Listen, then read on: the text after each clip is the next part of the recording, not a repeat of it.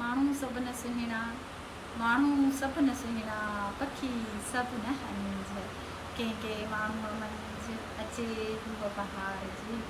शाइर चवे थो त के माण्हू सभु न सुहिणा, पखी सभु न हंज। जेतिरा बि माण्हू आहिनि उन्हनि में को इंसानु अहिड़ो हूंदो आहे, ऐं जेतिरा बि पखी आहिनि उन्हनि में को पखी अहिड़ो हूंदो आहे जंहिंजो को जवाबु ई न हूंदो आहे। ऐं इंसाननि में बि बिल्कुलु ईअं आहे।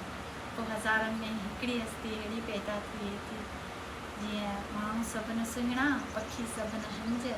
ऐं के माण्हू अहिड़ा हूंदा आहिनि जिन मां इंसान खे बहार जी खुशबू ईंदी आहे। सो असांखे पंहिंजे किरदार खे एतिरो सुठो ऐं सुहिणो रखणु घुरिजे, छो जो शिकिल सूरत त अल्लाह पाक जे हथ में आहे, पर जेको असांजो किरदारु आहे उहो त असांजे हथ में आहे न, इंसान जे हथ में आहे न। त कोशिशि कयो त की पंहिंजे किरदार खे सुठो, सुहिणो ऐं ख़ूबसूरत बनायो, छो जो इहा ई सिंधीअ में चवणी आहे त इहा ई ज़बान खट ते वेहारींदी आहे, इहा ई ज़बान पट ते वेहारींदी आहे।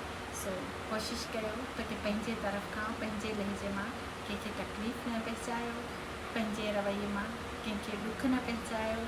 कोशिशि कयो त की तव्हां सुठा ऐं ॾहा इंसान थियो, त जीअं मुआशिरे में जेका हीअ माहौल जी जेका हालातनि जी जेका हालात आहिनि अॼुकल्ह जा, उन्हनि में को किथे को सुठो इंसानु पैदा थिए थो त सम्झो त की उहा एरिया भाॻनि वारी आहे, उहा एरिया ख़ुशनसीब आहे।